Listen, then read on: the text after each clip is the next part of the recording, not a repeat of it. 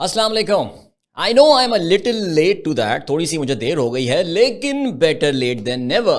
और मैं आपके लिए लेकर आ रहा हूं इस वक्त अल्फाज के गोरखधंधा और नंबरों के घनचक्कर के बजाय पाकिस्तान में प्रेजेंट किया गया ओवर द वीकेंड जो बजट प्रेजेंट किया गया, होपफुली इस पीडीएम गवर्नमेंट का आखिरी बजट, उसके बारे में मेरे तासुरात अगले चंद मिनट्स में।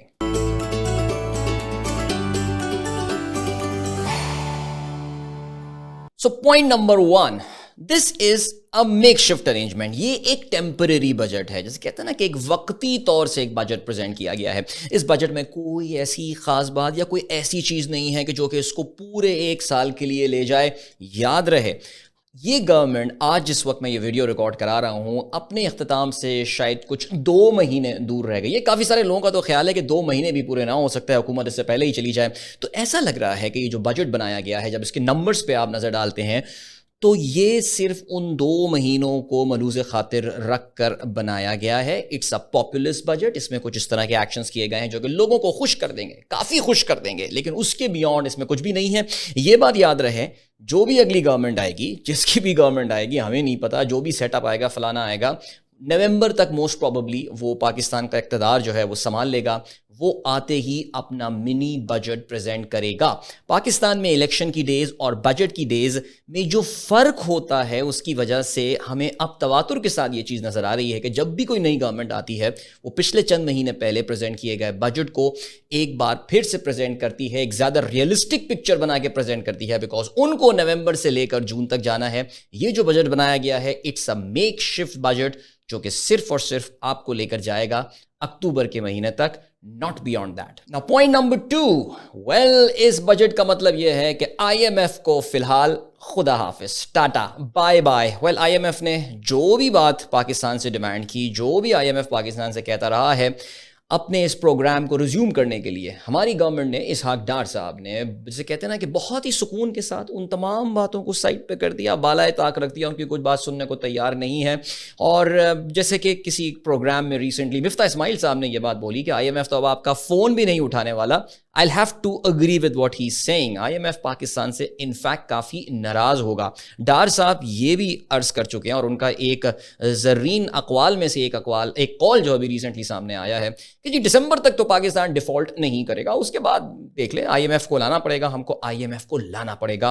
पाकिस्तान का IMF के बगैर गुजारा नहीं है। आपका कोई दोस्त मुल्क आके आपकी मदद करके आपको IMF से नहीं निकलवाएगा, ये बात बिल्कुल क्लियर कर लें। लेकिन ये budget is not going to help you out. IMF का ये प्रोग्राम तो गया। अब जो भी बेचारी गवर्नमेंट अगली आएगी, उसको नए सिरे के साथ आईएमएफ से नेगोशिएशन स्टार्ट करनी पड़ेगी। और आईएमएफ अब जब आपके पास आएगा तो फिर याद रखेगा कि आप पे वैसे ही इतनी मुश्किल शराइत रखी थी, अब और मुश्किल शराइत आने वाला है। तो बहरहाल, जहां तक इस प्रोग्राम का ताल्लुक है, this was the last nail in the coffin of the current IMF programme. Point number 3, this is a typical Ishaq Dar budget. Ishaq Dar साहब के एक सर्टन मिजाज है, हर शख्स का एक मिजाज होता है, लेकिन इसहाक डार साहब का इकोनॉमी चलाने का एक सर्टन मिजाज होता है। चाहे वो 1999 में एटमी धमाकों के बाद आए हों, चाहे वो नवाज शरीफ साहब की 2013 के इलेक्शन में वापसी के बाद फाइनेंस मिनिस्टर पाकिस्तान के बने हों, या फिर वो अभी ला के स्पेशल तैयारी के जरिए जब उनको उतारा गया था नूर खान एयरबेस पे, उसके बाद से उन्होंने पाकिस्तान के फाइनेंस मिनिस्टर का चार्ज संभाला हो। इसहाक डार साहब का एक लगा बंदा जो है वो तरीक़ाकार होता है इकोनॉमी चलाने का। वेल, एक दफ़ा तो उनका तुक्का लग गया था थोड़े बहुत, क्योंकि हेडविंड ज़्यादा नहीं थी, टेल विंड बहुत ज़्यादा थी। इंटरनेशनल कमोडिटी प्राइसेस आज से 10 साल पहले, 8 साल पहले कम थी, तो इसहाक डार साहब का थोड़ा बहुत सिलसिला चल गया था, जीडीपी के नंबर इंप्रूव हो गए थे। इस बार things were pretty tricky. So Ishaq Dar Saab is not a creative man when it comes to economic management. At the end of the day, he is not an economist. We all know about that. तो ये budget भी जो Ishaq Dar Saab लेकर आए हैं, there is no creativity at all.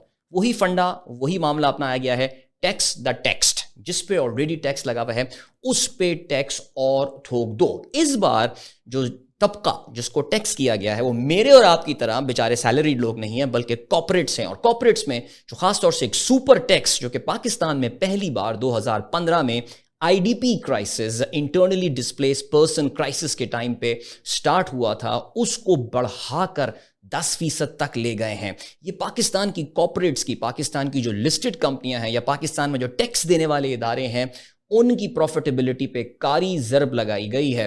ظاہر ہے اس کا ایک امپیکٹ ہوگا, کمپنیوں کی جو پروفیٹیبلٹی ہے وہ کم ہوگی, اسکویز ہوگی, وہ اپنی پروفیٹیبلٹی کا ایک اور بڑا حصہ جو ہے وہ حکومت کو دے رہے ہوں گے. That means little investment, little employment opportunity, very dangerous step. کہیں نہ کہیں سے تو ریونیو لانا تھا. سو نہ ہی جو میں کہتا ہوں اس کو ٹپیکل اسحاق ڈار بجٹ ہے, نہ ہی کہیں ریٹیلر پہ ٹیکس لگایا گیا, نہ ہی ایگریکلچر پہ, تو ٹیکس پاکستان میں ویسے بھی انکم ٹیکس لگتا نہیں ہے, سوچتا بھی نہیں ہے کوئی یہ کرنے کا. نہ ہی ٹیکس نیٹ کو براڈ کرنے کی بات کی گئی ہے, نان فائلرز کو جو ہے وہ بے دردی کے ساتھ فائلرز بنانے کی کوشش کی گئی ہے, because these are unpopular steps.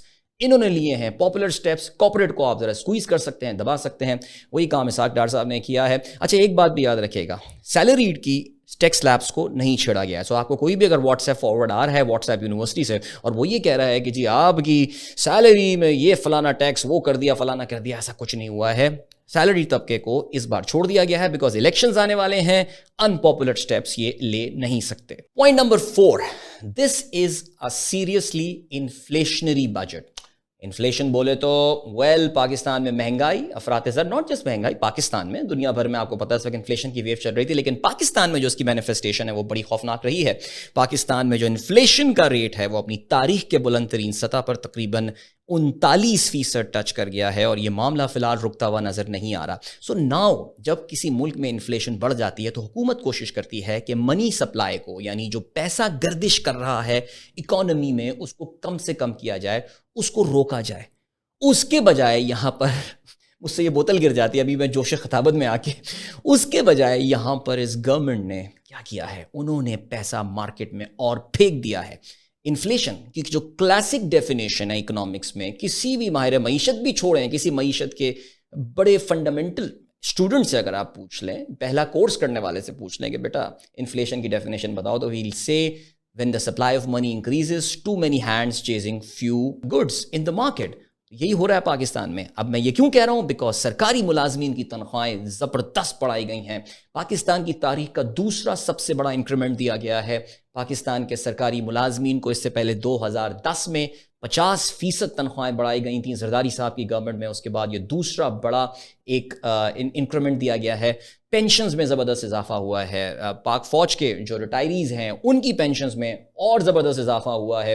اس کے علاوہ پی ایس ڈی پی یعنی ترقیاتی بجٹ میں کافی پیسے رکھے گئے ہیں, اور 2 مہینے حکومت کے پاس ہیں دبا کے پیسے اپنے ریلیز کرنے ہیں, فنڈ ریلیز کرنے ہیں, discretionary fund, M N S کو پیسے, ایم پی ایس کو پیسے, جاؤ اپنے علاقوں میں کام کرو اینڈ آل. یہ تمام چیزیں منی سپلائی کو بڑھائیں گی, اور منی سپلائی بڑھنے کا مطلب یہ ہے کہ پاکستان میں انفلیشن مزید آگے جائے گا, مزید بڑھے گا. خدا نہ خواستہ میرے منہ میں ہاک, لیکن Pakistan could even reach hyper inflation. Hyper inflation کیا ہوتی ہے یہ کبھی کسی اور ویڈیو میں ضرور بات کریں گے, لیکن یہ ایک بہت خوفناک چیز ہے, and we in Pakistani history have never experience that, and let's pray to God that we never ever experience that. Point number 5. ویسے تو میں نے کہا تھا کہ میں آپ کو ذرا نمبروں کے گورکھ دندے میں نہیں ڈالوں گا, لیکن ایک نمبر ذرا سنتے چلے جائیں. پاکستان کا انٹرسٹ ریٹ اس وقت بہت ہائی ہو گیا, 21% اسٹیٹ بینک کا ڈسکاؤنٹ ریٹ. اس کا مطلب یہ ہم سب کو جو قرضوں پہ سود پے کرنا پڑ رہا ہے وہ بہت بڑھ گیا ہے. اگر آپ میں کسی کے پاس آٹو یا مارٹگیج لون ہو, اس کو اس بات کا اندازہ ہوگا کہ اس کی جو اب ریوائزڈ پیمنٹ شیڈیول آ رہا ہے وہ بڑا خوفناک ہے, بڑھتی جا رہے ہیں, اس کی پیمنٹس بڑھتی جا رہی ہیں. میرا اگلے مہینے آنے والا ہے, اس لیے میں ابھی سے کافی ڈرا ہوا ہوں. لیکن آپ سوچئے پاکستان میں سب سے زیادہ قرضہ, کسی بھی ملک میں سب سے زیادہ قرضہ کون لیتا ہے؟ حکومت لیتی ہے. حکومت سب سے زیادہ قرضہ لیتی ہے, تو انٹرسٹ ریٹ بڑھنے کا سب سے زیادہ جو امپیکٹ ہوتا ہے وہ بھی سرکار پر ہی ہوتا ہے. تو پاکستان کی سرکار جس نے پچھلے سال ریکارڈ قرضے لیے ہیں, پاکستان کی تاریخ کے ریکارڈ قرضے لیے ہیں, ان پہ انٹرسٹ کی جو مد میں ان کو سود پے کرنا ہے, یعنی کہ قرضوں کی مد میں جو ان کو سود پے کرنا ہے, وہ نمبر کہاں سے کہاں پہنچنے والا ہے اب آپ امیجن کر سکتے ہیں. سو میں آپ کو ایک بڑا خوفناک سا نمبر بتاتا ہوں. سرکار ہماری جو کیلکولیٹ کرنے والی ہے, جو ٹیکس جمع کرے گی ڈائریکٹ اور انڈائریکٹ ٹیکس, اس کا 97% جو ہے وہ قرضوں کی ادائیگی یا اس کی سود کی ادائیگی میں جا رہا ہوگا. 97%. آپ اندازہ کر سکتے ہیں کہ ہماری سرکار کے پاس بریدنگ سپیس, سانس لینے کی جگہ کتنی کم ہے. اب یہ ان کی اپنی غلطیاں ہیں, یہ ہمارے اسٹرکچرل ایشوز ہیں, اس پہ ایک بہت لمبی بحث ہو سکتی ہے, لیکن the point is that the things are pretty dire. اور پاکستان کی جو سخت ترین معاشی صورتحال ہے اس میں یہ بجٹ ایک رتی برابر فرق نہیں پیدا کرنے والا. I repeat my point number 1, जो भी गवर्नमेंट आएगी वो एक नया बजट प्रेजेंट करेगी जिसमें होपफुली उस गवर्नमेंट के पास हुए कि 5 साल होंगे, अवाम का मैंडेट होपफुली होगा. सो वो कुछ अनपॉपुलर स्टेप्स भी लेगी because this was a populist budget. This is a very dangerous budget. Allah ताला पाकिस्तान की हिफाजत करे. Thank you so much for watching. So if you like my video और आपको लगता है कि वीडियो देखने से आपकी मालूमात में कुछ इजाफा हुआ है, so please share it with your friends. और इसके अलावा do like my channel, subscribe to my channel if you still haven't, and don't forget to press the bell icon. Thank you.